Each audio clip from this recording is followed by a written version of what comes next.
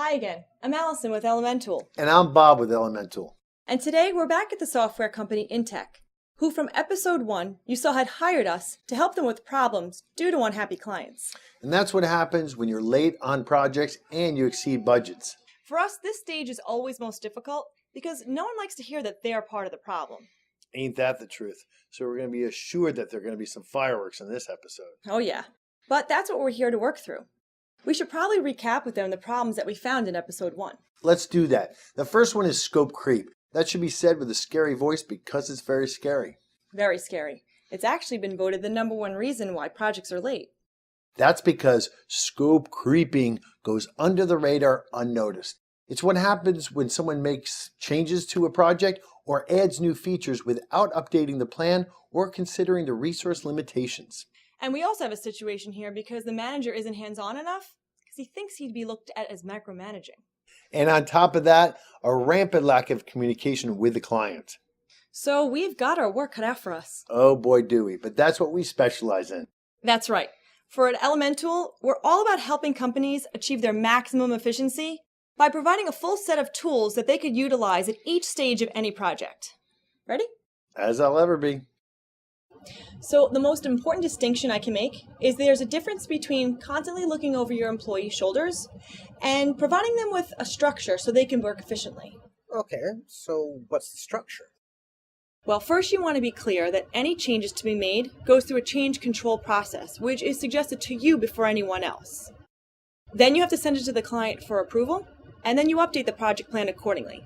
No one can make changes from now on their own, or on the fly. But what if they're minor? I don't want to bug the client with something inconsequential. Well, how do you know it's inconsequential to them? It's always safer to ask, and you can actually send a list of the changes to the client instead of constantly updating them or calling them with every little change. That makes sense.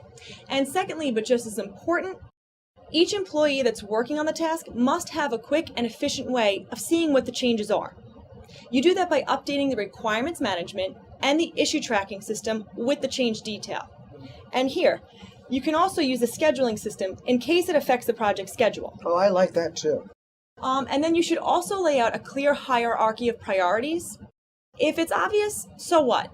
It's better to be obvious than disorganized, and what's obvious to one may not be obvious to another. You do that by giving a unique priority value to each task that the team works on. This will take the guesswork out of things. They'll look at the priority list and see what they need to work on each minute of the day. That gives you a snapshot of who's working on what and gives you full control of the project at any time, even if they contact you in the middle of the night. Okay.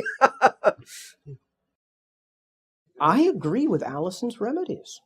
Her advice is really powerful. And I can see now how I can have full control on what's going on with the project if I implement her suggested structure. But it should make for a fun chat with Hank. That's for sure. I'll be honest. I'm afraid it's going to come down to either he conforms or I'll have to fire a talented developer. Maybe Bob will help Hank see the light. Well, let's paint a scenario. Let's say all the changes you make to a project are golden. All your ideas make sense. But if it makes the project late, wouldn't you agree that this is an issue that needs to be remedied? Yeah, sure. The question is how. Well, in my experience, everyone needs to understand the changes and be happy with them, or problems are going to persist. Yeah, but how do you propose to make everybody happy? Let's start with the changes that you make. I mean, if they're so good, then you should be able to talk to the client about how necessary they are. But I do have a problem. Not everybody grasps things at the idea stage. Well, there'd be less of a problem if you did nothing and you let the project finish under budget and on time, and then afterwards told the client about your ideas. But then they'd be like, why don't you just do that already? I understand sometimes you do need to make changes to a project in the process, but there's a way to do that. It's the defined change process. If you or someone on the team wants to make changes to a function, you present it to Paul, and then Paul presents it to the client.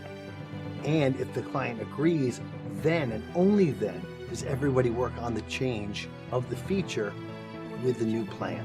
Listen, I've always done things my way, and it has worked for us in the past. So me changing is not the answer. I don't like this, man. They want Paul to spy on me to prevent me from doing things the way I've always done them. I feel picked on. And you know what's more ridiculous? They're picking on the wrong person. If Mary was capable of doing her job, then she'll be able to handle the small changes without being thrown off. And then we'd be able to deliver a much better project on time. This is unbelievable. Next on the PMs of NYC. A meeting that Allison, Bob, Paul, and Hank have about proposed changes to the project management process ends with Hank storming out of the room. Will this change-phobic developer finally learn to cooperate with the team, or will he get fired?